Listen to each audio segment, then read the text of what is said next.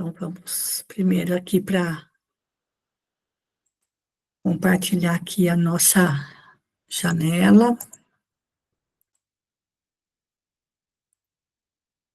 Deixa eu ver quem está chegando primeiro aqui, mais aqui quem está entrando. A Solange. Então, tá joia. Então, vamos lá. Então, mais uma vez, boa noite a todos. Agradecendo pela companhia de vocês, para a leitura deste livro, que nos traz tantos ensinamentos como os demais de Emmanuel, e como sempre, envolvendo personagens femininos numa grande luta pela sua sublimação espiritual. No livro Há 2000 anos, a grande figura feminina era a de Lívia. No livro 50 anos depois, a figura feminina foi Célia. E agora, no livro Renúncia, nós temos não somente Madalena, mas também a própria Célia, reencarnada agora como Alcione. Então, sempre ali a luta assim, de personagens femininas para a sua sublimação espiritual, vencendo dificuldades sem fim, né? Mas confiando na misericórdia divina que traz o socorro necessário e por pessoas que sequer elas esperavam. E é isso é uma das coisas que eu acho mais extraordinárias em todas essas histórias que nós estamos lendo. Então, para dar início às atividades desta noite, vou pedir para a Celina fazer a prece de abertura para nós. Pode ser, Celina? Se tiver tudo agora com o seu áudio. Vamos elevar nosso pensamento a Deus, ao nosso divino Mestre Jesus, que nos proteja, que nos auxilie no entendimento das leituras da noite de hoje. Rogamos a grande equipe espiritual da nossa casinha de oração, a corrente dos benfeitores da irmã Celina, que possam nos auxiliar. Que alguns dos nossos irmãos necessitados estiverem conosco no nosso ambiente de trabalho, da casa, que também possam ser beneficiados pelas leituras de hoje. Rogando também, mestre, para a corrente dos grandes amigos, médicos do espaço, rogando pelo médico dos médicos, que dê muita força, sabedoria, confiança e esperança para o nosso amigo Alex, para a nossa amiga Rita e para todos que passam por esses momentos. Que assim seja, Senhor Jesus. Graças a Deus. Muito bem, gente. Eu vou fechar aqui, então. Esse é o nosso encontro número 21, na leitura deste livro, certo? Então, agora eu volto aqui no Google Meet para poder compartilhar agora com vocês a página da leitura do texto, tá bom? Vou aqui para o livro Renúncia, vou colocar em tela cheia. Nós estamos agora no capítulo 5 da primeira parte, na infância de Alcione. Alcione era recém-nascida ainda, bebezinha. Madalena, junto com o seu primo Antero, e uma serva chamada Dolores, que foi contratada para ajudar a Madalena nos serviços da casa, foram embora para a Espanha, foram viver em Ávila. Só que Antero, ao invés de procurar uma casa mais cômoda, mais confortável para elas, na cidade de Ávila, acabou comprando um pequeno sítio para elas viverem na zona rural. E não tinha nada lá, certo, gente?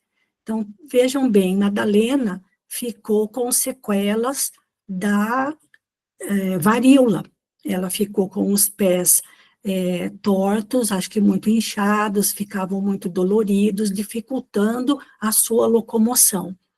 A filhinha Alcione, recém-nascida, ali com poucos meses de vida, e Dolores, que se tornou ali a sua grande companheira e de grande ajuda nesse momento da sua vida. E, enquanto isso, Antero aproveitava e gastava o seu dinheiro no tráfico de escravos, junto com aquela pessoa que ele conheceu na viagem, né, até a Espanha, e gastando também o que tinha e o que não tinha em noitadas na cidade. E ali, na zona rural, numa propriedade completamente abandonada, Madalena passou a viver. Vejam, gente, 2 mulheres e um bebê, num sítio sem nada, tudo abandonado.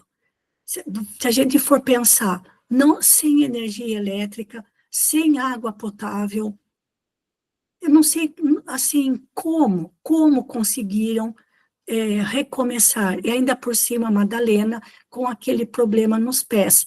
Como diz Emmanuel aqui, né, que as atividades iniciais naquele pequeno sítio custavam para ela esforços muito dolorosos, com as dores que ela tinha nos pés, e às vezes tinha que parar a tarefa para repousar. Deixa eu abrir aqui, liberar para a Elaine.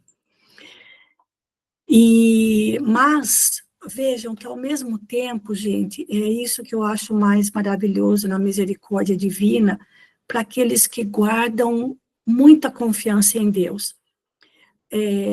Madalena compreendeu que aquela sequela que ela ficou nos pés era uma forma de afastar, assim, proteger ela do assédio de Antero. Porque já que ela tinha aquele problema e sentia muitas dores, ela não estava no auge do seu esplendor, mesmo sendo jovem, ainda não tinha nem 30 anos, para ter uma vida conjugal com ele. E, além disso, ela não sentia amor nenhum como homem pelo primo. Então, aquele problema de saúde, para ela, acabou se tornando a defesa dela, para evitar que Antero, sabendo que Madalena agora estava sozinha, supostamente viúva, né, os pais já falecidos, então ele teria campo livre para poder derramar sobre ela ali toda aquela paixão devastadora que já atravessava séculos. Então, a doença foi uma proteção para ela. Por outro lado, Deus colocou ao lado dela a Dolores, a sua auxiliar, que, olha, tinha um gênio alegre e comunicativo. E para que elas pudessem começar a plantar, e com o resultado, né, com os frutos daquilo que elas plantassem naquela área, naquele sítio, elas pudessem sobreviver, ter com o que se manter. Porque não sei se Antero também deixava dinheiro na mão delas para elas comprarem o que precisava, né, gente? Era leite para criança, era farinha, era o que se comia, fruta, verduras. Como que elas faziam para ir para o mercado se elas estavam na zona rural? Mas vizinho, fazia divisa com o sítio onde elas estavam vivendo, uma grande propriedade de Dom Estigarribia, e também tinha na sua propriedade servos que ele tinha, escravos que ele tinha comprado, mas tinha dado para eles a liberdade, mas continuavam trabalhando para ele. E ele e Dolores conseguiu ali começar a paquerar, como a gente fala hoje, né, um desses servos, e falou que ia pedir para ele um pouco de semente, para que sementes e mudas, para que elas começassem a plantar alguma coisa naquele sítio completamente abandonado, né? E como ela estava ali paquera com ele e ele com ela, então facilmente ela conseguiu assim, ter uma aproximação com aquele rapaz. E foi aí que nós paramos, certo, gente? Aqui, olha, foi aqui que nós paramos. O nome dele era João de Deus. Então, é a partir desse ponto que a gente vai continuar a leitura. Lenita, dá para você ler para a gente? Sim, dá sim. Então, pode começar. João de Deus, o servo que narrava a Dolores as suas lutas na vizinhança, contemplava a criada de Madalena com expressão de enorme alegria e grande bondade. Atendendo-lhe ao pedido, prometeu as sementes e mudas, e, como dispusesse de folga nos domingos, depois da missa, ofereceu-se para cooperar semanalmente na horta que pretendiam plantar. Com pleno assentimento da filha de Dom Inácio, que lhe notou de pronto as qualidades apreciáveis, o servo dos Estigarríbias passou a frequentar a casa aos domingos, contribuindo decididamente para o enriquecimento do quintal. Gente, tá vendo como é a misericórdia divina? Quando que elas poderiam imaginar que lá iriam conhecer esse rapaz e que no final das contas ele e a Dolores acabariam se namorando e ele, aos domingos que tinha folga, passou a ajudar as duas mulheres. Porque, gente, só as duas, para dar conta de um sítio abandonado, como seria possível isso, gente? Sem água, sem energia elétrica, sabe-se lá se elas tinham ferramentas para fazer essas coisas. Elas foram completamente abandonadas por Antero naquele lugar. E por que o Antero fez isso? Para que ninguém descobrisse Madalena, porque lembra, gente, para toda a França, para todo mundo, Madalena estava morta. Tinha morrido, tinha perdido a vida com a varíola, né? Então, por isso que ele arrumou um lugar onde ela ficasse escondida. Mas Deus não desampara ninguém. Então, mesmo naquela situação que, num primeiro momento, era assim, desesperadora para as duas, e ainda com uma bebezinha, ali apareceu uma alma abençoada que passou a oferecer ajuda para elas, por ter se encantado com a Dolores, certo? Então, olha que lindo isso. Isso, gente, serve para aumentar a nossa confiança na misericórdia divina, né? Que nos momentos sempre mais críticos, sempre coloca aqueles que podem fazer alguma coisa para nos ajudar, onde a gente pensa que não tem solução. Pode continuar, Lenita. Horas a fio, João de Deus historiava às duas mulheres o martírio dos cativos nas colônias remotas. Elas mal continham o seu assombro. Parecia-lhes incrível houvesse cidades no mundo onde os filhos eram separados dos pais amorosos e vendidos a senhores bárbaros e execráveis. O rapaz contava-lhe as cenas bárbaras do tronco, do chicote a lanhar carnes vivas, das pesadas correntes atadas aos pés dos que tentavam fugir. Aquelas narrativas levavam ao coração da esposa de Cirilo indefiníveis consolos. Considerava que havia terras onde mourejavam criaturas muito mais sacrificadas e sofredoras do que ela própria. Confidencialmente, João lhes explicava sua condição pessoal. Em verdade, não havia cativeiro ali na fazenda, cumprindo-lhe, todavia, proceder e agir como escravo dos Estigarríbios. Se não quisesse voltar à colônia para talvez posto a ferros. nada valeriam reclamações, pois Dom Diego era irmão do bispo Afás Poderoso. Conquistara-lhe simpatia e por isso aprendera a ler e contar, assumindo então o cargo de feitor. Gente, esse livro está contando para nós, Emmanuel está mostrando para nós, lembrando, é século XVII, era período de escravidão, não só na Europa, aqui no Brasil. No ano de 1600 e pouco, aqui no Brasil a mesma coisa. Então, o que o João de Deus está contando para Madalena e para Dolores, na verdade, Emmanuel está contando para nós, para a gente ter uma ideia de como era a vida dos cativos, dos escravos. E como ele diz, o, o João de Deus diz que ele deveria proceder e agir como se fosse escravo, embora não fosse.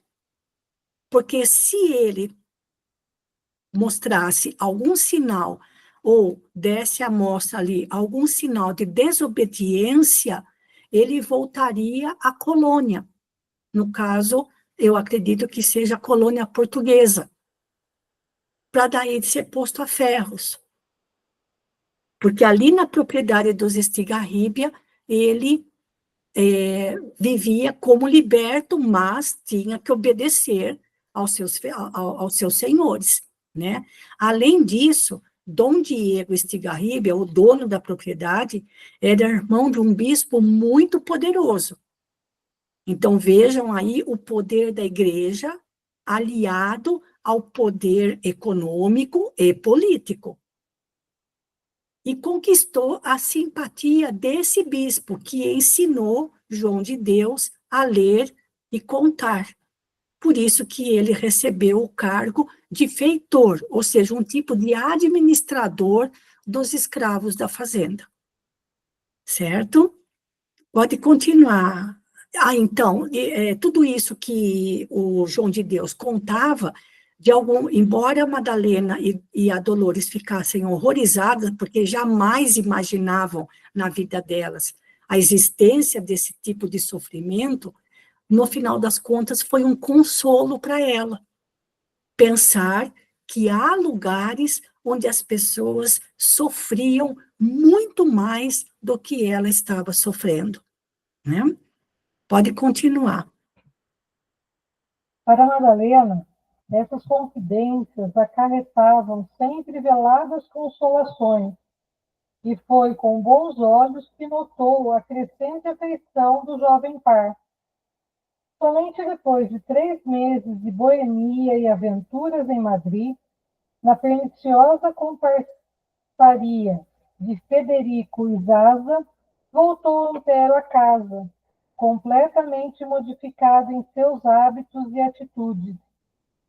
Não comentava senão as vantagens do ouro fácil e explanava largos projetos de aquisição de minas em Potosí. Eu não vou abrir aqui, porque senão é a maior encrenca para poder ficar trocando de tela, tá, gente? Depois, na próxima terça, aliás, na próxima quarta, a gente pode comentar antes da gente iniciar as leituras, porque aqui, trocar de tela, eu tenho que voltar, ficar compartilhando, tá bom? Pode continuar. A transformação da humilde herdade surpreendeu. Herdade é o sítio, tá? Em todos os recantos havia alguma coisa diferente.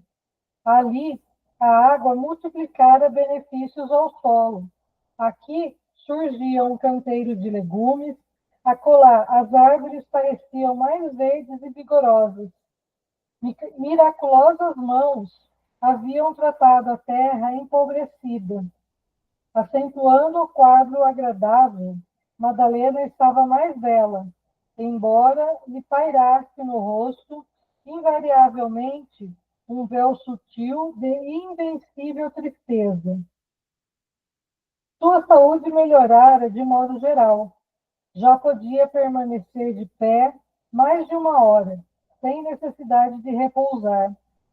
Consagrava-se ao lar e à filha com heróico devotamento. Antero de Oviedo, contemplando-lhe a feição de Madonna, sentiu reavivar-se a paixão que o atormentava desde a infância.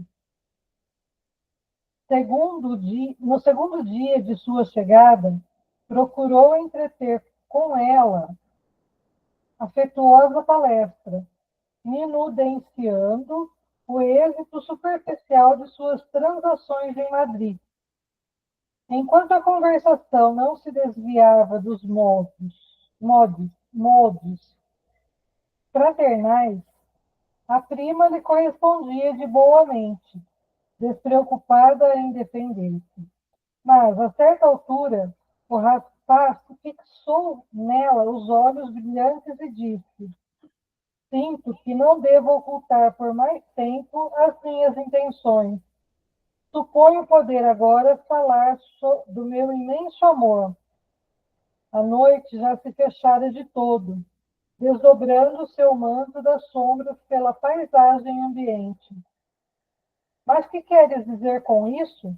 Interrogou a prima, adivinhando-lhe os propósitos íntimos. Ofereço-te meu braço forte nas lutas da vida. Seremos felizes, podes crer. Espero consolidar a minha fortuna em breve trecho. Meus negócios atuais auspiciam lucros fabulosos. Construiremos um lar repleto de ventura. Não importa o passado, as amarguras vividas. Compreendo como o sopro da adversidade desfez teus sonhos de moça. Entretanto, não julgue ser a única a sofrer. Sigo teus passos, silenciosamente, desde os primeiros albores da nossa juventude. E quando surgiu o intruso da Davenport, só eu sei do ódio que me envenenou a alma. Agora, porém, a estrada da nossa aventura apresenta-se plena e livre. Ela ouvia-o sem dissimular a profunda surpresa que lhe assaltava o coração. Depois de refletir um minuto, respondeu delicada e firmemente: Sua confissão me sensibiliza. No entanto, essa realidade é impossível, de vez que o verdadeiro amor transcende a todas as contingências do mundo. Minha escolha foi e permanece única, irredutível. O rapaz demonstrou a contrariedade, num gesto espontâneo e insistiu. Mas não te consideras liberta pela viuvez? Não seria loucura consagrar o resto da vida ao luto e às lembranças da morte? Para mim, respondeu, revelando profunda serenidade, a viuvez significa pesar inconsolável e não disponibilidade do coração. O moço espanhol mordeu os lábios e exclamou desapontado: É quase incrível que proponhas tão absurdo sacrifício por um homem que se ausentou para uma aventura arriscada, quase na lua de mel. Mas Cirilo assim procedeu em obediências circunstanciais imperiosas. Não creio. No entanto, não podes negar a enorme diferença de vantagem entre a corte de Versalhes e a Sorbonne. Mas, no caso, tentava explicar o sobrinho de Dom Inácio, colérico, não poderás invocar os salários franceses, e sim examinar o problema da dedicação e do amor. Esqueces, entretanto, esclareceu a suposta viúva, que Cirilo tinha pais carinhosos e necessitados, além de irmãos mais novos e carentes do seu auxílio. Fora um crime sequestrá-lo à mãe desvelada, o que acariciara nos braços, muito antes da minha afeição. Aliás, Ele tudo fez para que eu o acompanhasse ao continente distante. E tu não ignoras que a enfermidade de mamãe me forçou a ficar em Paris, bem a meu pesar. Cirilo nunca me exprobrou essa conduta involuntária. E também eu não podia recriminar-lhe o impulso generoso de socorrer os seus. Reconhecendo que as armas do seu despeito eram inúteis, Antero ensaiou outros argumentos, murmurando com certa ansiedade. Afinal de contas, suponho que deva ser mais concordata e razoável. É-me impossível transigir no que representa para mim sagrados deveres apenas. Não te apegues a recordações doentias. És jovem e posso fazer-te feliz. Tenho trabalhado a vida toda para realizar o ideal da nossa união. Sonho com um lar ridente e um ditoso porvir. E nem deve perder a esperança de um futuro venturoso, mas há de reformular o objetivo das suas aspirações. Minha prova conjugal está encerrada. A tua, porém, ainda não começou. A Espanha está cheia de nobres raparigas e não será difícil encontrares uma companheira dedicada e digna do teu destino. É verdade que jamais nos poderíamos unir pelos laços do matrimônio, mas eu serei tua irmã reconhecida, enquanto me restar um sopro de vida. Conheço a extensão dos teus sacrifícios por mim e beijo-te as mãos. Nada possuindo, entretanto, com que te demonstre minha sincera gratidão. Feliz me julgaria em poder, a qualquer tempo, dar meus carinhos de mãe aos filhinhos de tua esposa.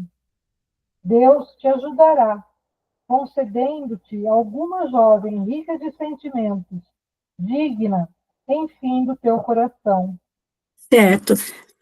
Apesar da certa aversão que a gente tem por Antero, né, pelo comportamento dele, e lembrando que ele havia sido o Lólio Urbico, que também não deu sossego na vida de Alba Lucínia, que era a própria Madalena, a gente não pode pensar que ele não estivesse sendo sincero. Ele estava sendo sincero com Madalena. Aquilo que ele desejava construir com ela era verdadeiro. Ele estava sendo sincero. Mas acontece que ele tinha uma verdadeira obsessão por ela, assim como Susana era obcecada por Cirilo. E nada garante, em casos como esses, que realmente o casal venha a ser feliz. Porque a gente poderia até pensar, puxa vida, mas Madalena está viúva, passando por uns perrengues danados, por que não fica com o primo? Por que não casa com ele e não vai tentar fazer uma vida ao lado dele? Só que ela, Madalena, também era uma pessoa extremamente íntegra, e ela tinha um amor imenso pelo marido, por Cirilo, e praticamente viveram juntos apenas 1 ano, quando ele foi embora para os Estados Unidos, junto com os seus pais e os seus irmãos, em busca de uma vida nova, por causa das perseguições religiosas. Então, o que Antero sentia e desejava com Madalena era sincero, mas a evolução espiritual dele estava muito abaixo da evolução espiritual de Madalena. Então, ele não conseguia compreender a recusa dela de formar uma nova vida, um novo lar, com um novo companheiro. Ele não conseguia compreender isso. E daí, essa recusa dela, essa postura dela, deixava ele completamente enraivecido, passado de ódio, né? Por não ceder aos impulsos dele. embora ele tivesse esse temperamento, mas os sentimentos dele em relação a ela, mesmo enganado, talvez, eram sinceros, né? Mas a postura dela, a integridade de Madalena e a sua evolução espiritual estava muito acima de Antero, muito acima. Para ela, ele sempre foi somente um irmão, né? Lenita, você já leu um bocadinho, já são 8 horas, então vou passar a leitura para mais alguém, tá bom? Dando a oportunidade de mais alguém ler. Muito Pode falar. obrigada, viu? Eu que agradeço. Continuando aqui no item 13, Sônia, faz tempo que você não lê. Como é que estão as coisas por aí? Será que você consegue ler um pouquinho hoje para a gente? Boa noite. Boa noite. Bom, vamos tentar. As Então meninas vamos estão lá. aqui, Mas as então, meninas estão tá para bom. lá. Vamos ver. Então vamos lá. Tá. Essas palavras ditas em tom de carinhosa e fraternal sinceridade desarmavam o rapaz que se sentia enleado nos mais contraditórios pensamentos. Ainda ontem, Madalena, dizia insistente nos mesmos propósitos, adquirir uma casa confortável junto à igreja de São Tomás, a fim de lá se instalar com Dolores e Alcione. Agradeço, Antera, mas a verdade é que não pretendo sair desta chácara. Jesus me facultará um dia os meios de retribuir teus benefícios, pois reconheço não, que não podemos exigir novos gastos de tua parte. Já temos plantas e já temos plantas a cuidar, os pequenos proventos da horta atende às nossas modestas necessidades caseiras. Como vês, é a ocasião de pensar em ti mesmo, na administração dos teus negócios.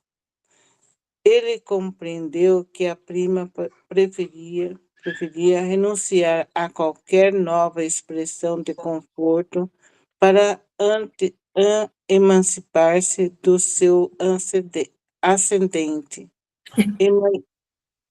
e manifestou-se presa de incontido despeito. A expressão de ternura foi substituída pela de cólera extrema. No íntimo, experimentou diabólico prazer ao recordar o pacto com Susana. Tomava a resistência de Madalena à conta de orgulho feminino, mas essa resistência aguçava-lhe os intentos criminosos de perseguição e de posse. Aproximou-se mais e teimou ardentemente. Deste-me tuas razões, defendeste o irlandês intruso. Induze-me a procurar algures a aventura conjugal. Mas eu não renuncio. Consente que me aproxime do teu coração, a fim de te reanimar para a vida. Somos jovens, o futuro nos chama. Entretanto, há um gesto mais significativo. A pobre senhora retraiu-se e falou nobremente. É impossível e espero te contenhas nos limites devidos. Ainda que a lembrança de meu marido não chegue a demover-te, recorda que a sombra de minha mãe se levanta entre nós. A recordação de Dona Margarida produzira extraordinário efeito. Antero, muito pálido, retrocedeu como obedecesse a uma imposição do plano invisível. A filha de Dom Inácio, assumindo atitude severa, valeu-se da circunstância e prosseguiu. Concordo em que os nossos antepassados tenham tido numerosos defeitos, mas não me consta que um Villamil algum dia houvesse abusado de uma irmã viúva e enferma. Ouvindo a Objurgatória. É como se fosse observatório como uma recriminação. formulada com enérgica inflexão de voz, o rapaz corou, retirou-se para seu quarto, não sem dizer: mudarás de opinião mais cedo ou mais tarde. Teimoso, hein?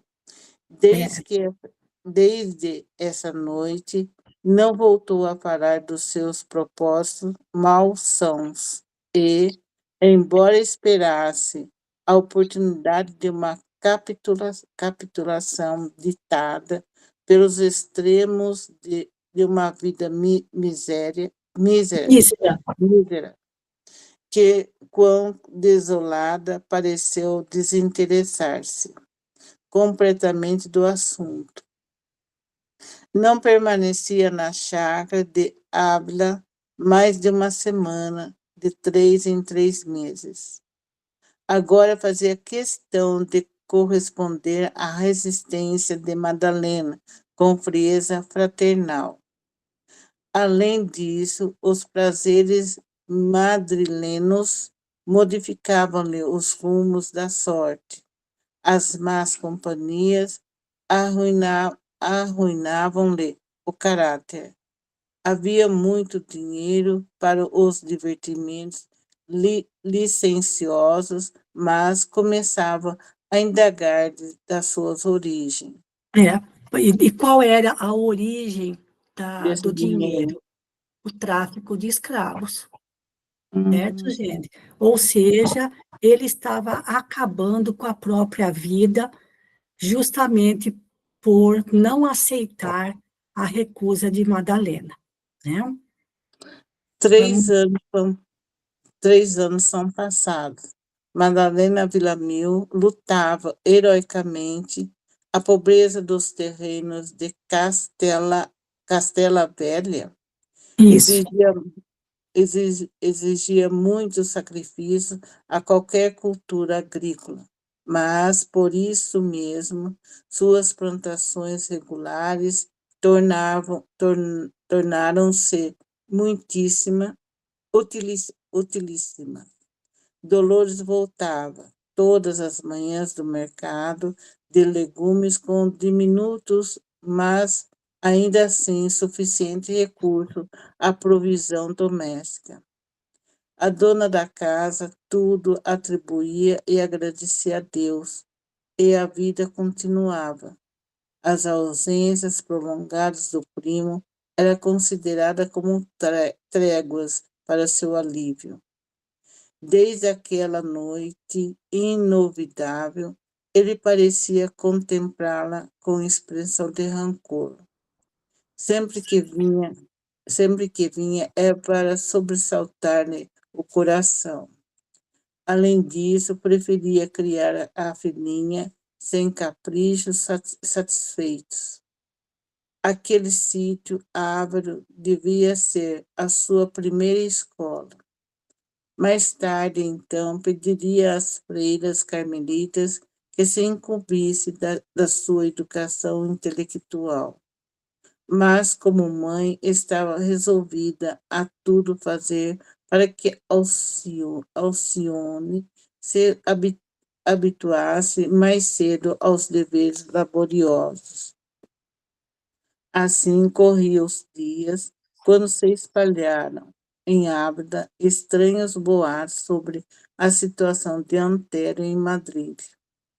Dizia-se que os Izaza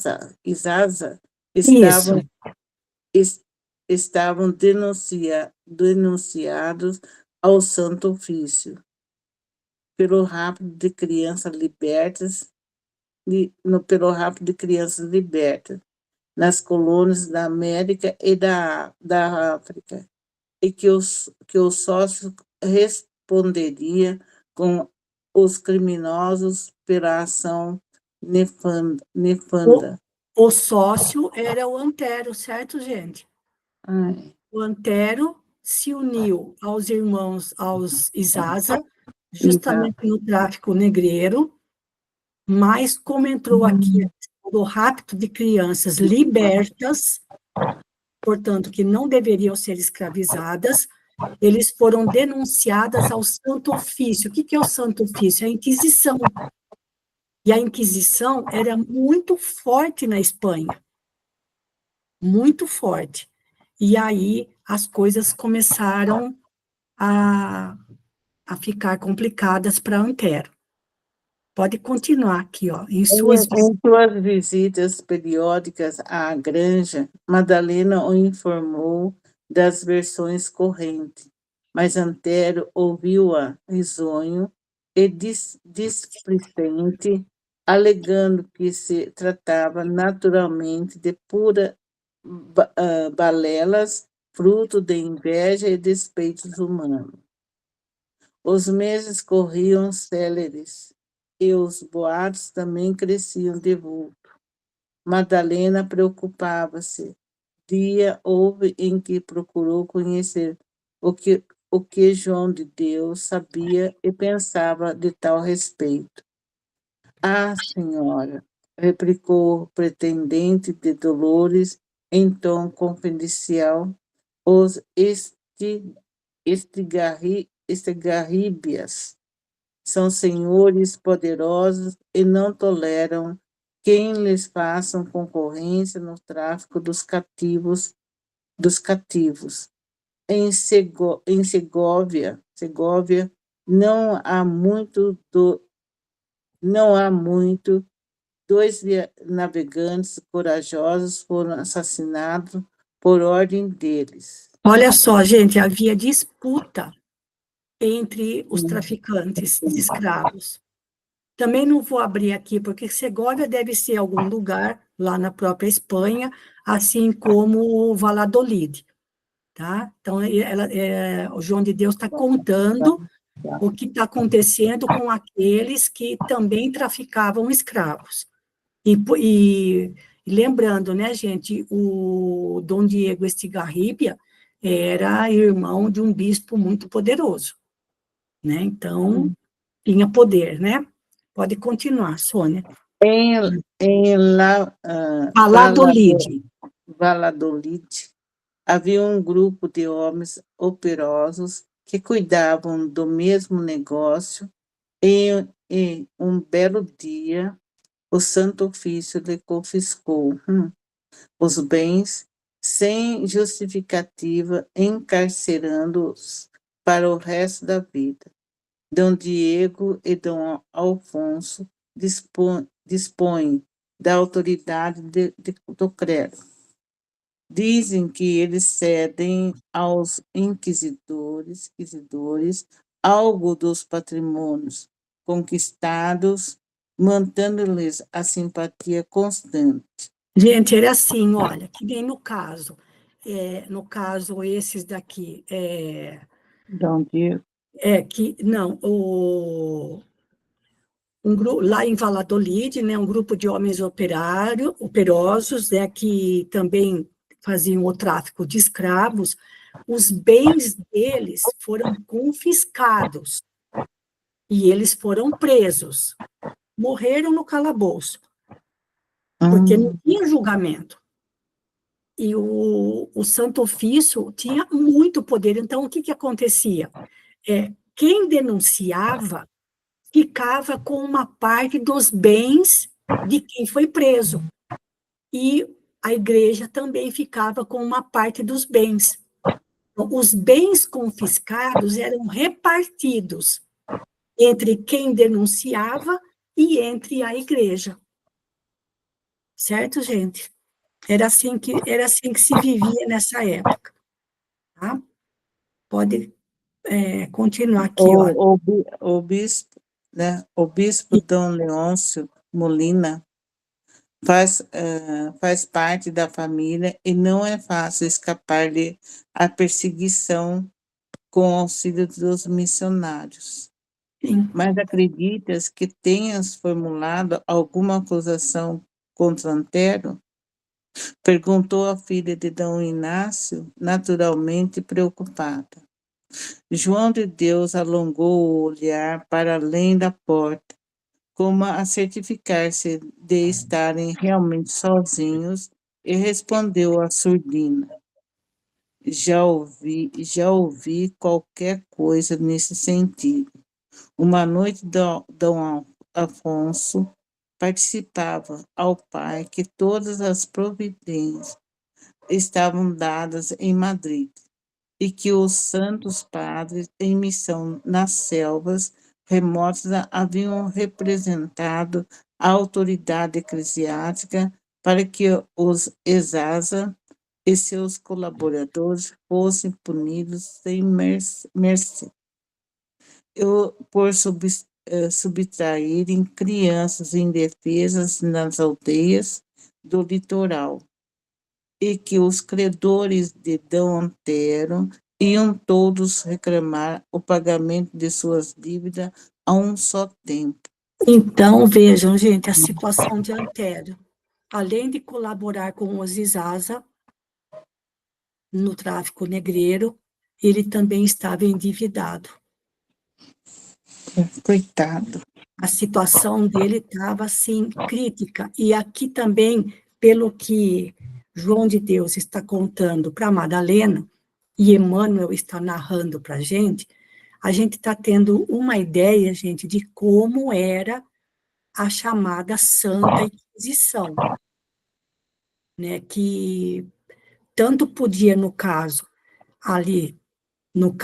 eles estavam defendendo as crianças, certo? Crianças que eram livres, mas que estavam sendo escravizadas por alguns grupos do tráfico negreiro. E mostrando para a gente como que as coisas funcionavam. E a gente acha que hoje as coisas estão ruins para nós, né, gente? Imagina naquela época, né? Imaginando como era difícil. Então vejam, Santa Inquisição, que de santa não tinha nada, certo? Se tivesse que mandar prender, mandar matar, confiscar os bens, não tinha apelação. E, no caso, o tráfico negreiro, certo? Só que, nesse caso, o Santo Ofício, né, a igreja, estava em defesa das crianças, dos traficantes de escravos, que, no caso, esse Izasa, que eram irmãos, junto com Antero. E também, no caso, Antero já estava ali, credores, né? Então, já devia estar completamente endividado, certo, gente? Pode continuar mais um pouquinho, Sônia. A jovem Madalena, muito impressionada, redarguiu: será possível que haja pessoas capazes de raptar crianças inocentes? Nas colônias, esclareceu o servo, pode crer que existem homens cruéis a esse ponto, mas, nesse caso, é possível que a acusação tenha partido daqueles mesmos dos Estigarribia. Já ouvi dizer que, quando Dom Diego era mais moço, mandou prender o próprio pai. Madalena Villamil anotou mentalmente as tristes novas e procurou mudar o curso da conversa. Gente, vejam bem, esse era o vizinho dela. O vizinho dela, dono de uma grande propriedade, onde João de Deus trabalhava, era esse homem, esse Dom Diego Estigarribia, e Dom Alfonso era o filho dele, cheios de poder junto à igreja, porque ele tinha um irmão que era um bispo muito poderoso. E olha, gente, o que, quando ele fala colônias, né, que é nas Américas e na África, o que foi feito de horror durante esse período da escravatura, a gente não consegue imaginar. E que realmente os traficantes de escravos iam a esses, nas costas, nas colônias da África, e simplesmente pegavam as pessoas e enfiavam nos navios negreiros para trazerem, para trabalhar nas colônias na América e em outros lugares. Então, não dá para a gente imaginar quantos horrores foram cometidos por aqueles, tanto aqueles que eram os traficantes, né, do tráfico negreiro, que serviram ao tráfico negreiro, como os horrores que foram cometidos contra os escravos pelos donos deles, né? Donos e donas, né? Donos e donas que compravam os escravos para trabalharem nas suas propriedades, certo? Deixa eu ver seu próximo parágrafo. Nos dias imediatos, deixa eu ver aqui onde que Uhum. E a própria igreja também, né? Ah, sim, sim, Colaborou bastante sim, a favor dos poderosos, né? sim, sim, sempre do lado do poder, né? Pode continuar mais um pouquinho, Sônia, mais uns 5 No- minutinhos só. Nos dias imediatos, muito desejou comunicar-se com o primo, tentando salvar-lhe a reputação de homem digno, mas, reconhecendo a impossibilidade de o fazer, contentou-se em orar, encomendando a Deus em prece fervorosa. Ela, de si mesma, pouco a pouco, habituara-se ao severo regime do contato direto com a natureza. A fisionomia, porém, denotava grande abatimento. Dividia as horas entre os labores domésticos e as meditações. Recordava sempre que seu primeiro projeto, em regressando à Espanha, foi encaminhar-se à América, à carta de notícias exata da morte do marido.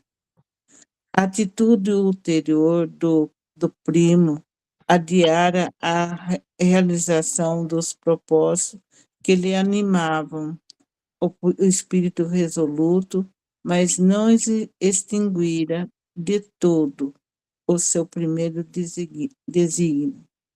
É verdade que continuava doente dos pés, impossibilitada de agir como necessário, mas esperava no Altíssimo a recuperação da saúde para tentar, em companhia da filha, a grande aventura, tão logo se verificasse o casamento de Dolores. Nunca mais pudera alegrar-se como nos dias risonhos da juventude, distante, mas a filhinha resumia agora as suas divinas consolações. Alcione já se revelava uma criaturinha adorável, nos seus 4 anos, sentada de rosto apoiado nas mãos, como gente grande. Permanecia muitas horas ao lado da genitora e ouvia-lhe historietas de fundo educativo. Madalena repetia-lhe comovida as lendas guardadas da sua própria infância. A pequena encarecia notícias dos príncipes encantados, dos gênios ocultos nos bosques, mas, quando escutava a palavra maternal sobre Jesus, seus olhos tornavam-se mais brilhantes e perguntava a razão por que os homens inventaram a cruz para o Salvador que Deus mandara à terra. Por vezes, na sua condição de criança isolada, sem companhia infantis, abandonava subitamente os brinquedos pobres e ia interrogar a mãe que estaria fazendo. Peraí, que ia interrogar a mãe o que estaria fazendo Jesus. E ante as hesitações maternas, ela própria explicava mil coisas nas suas reflexões ingênuas e puras. Se fazia frio, afirmava que Cristo estava socorrendo os peregrinos que não tinham teto. E, nos dias de excessivo calor, suponha que suas mãos divinas estivessem acariciando as aves aflitas. Na Madalena surpreendia-se.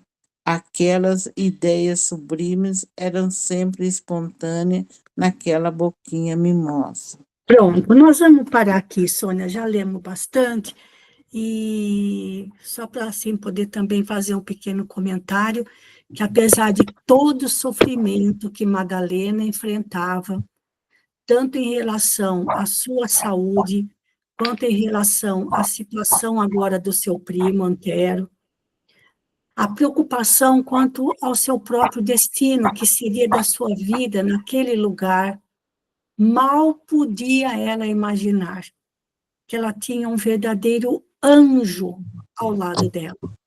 Alcione era um espírito superior reencarnado, que reencarnou para ajudar a mãe, os pais, a sua família e também ao grande amor da sua vida, como a gente vai descobrindo aqui nos parágrafos seguintes, tá bom, gente? Então, nós vamos parar aqui no parágrafo número 20, deixa eu marcar aqui também para não me perder depois, para a gente, daqui para frente, não perder as falas de Alcione, que mesmo pequenininha, de 4 anos, já dizia o que o Cristo andava fazendo.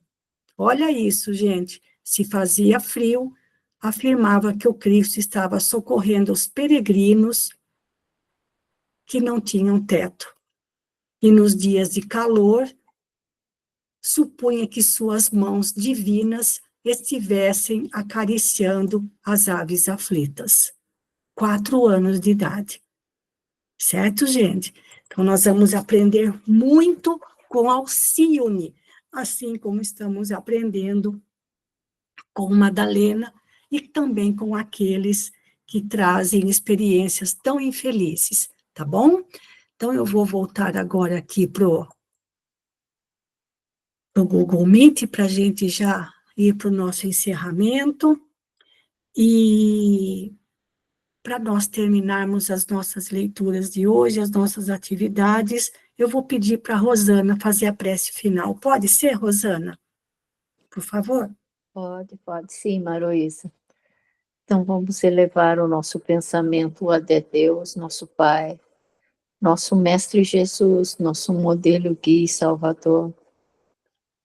Agradecendo, Senhor, por mais esse estudo, por mais essa experiência de ensinamento em nossas vidas.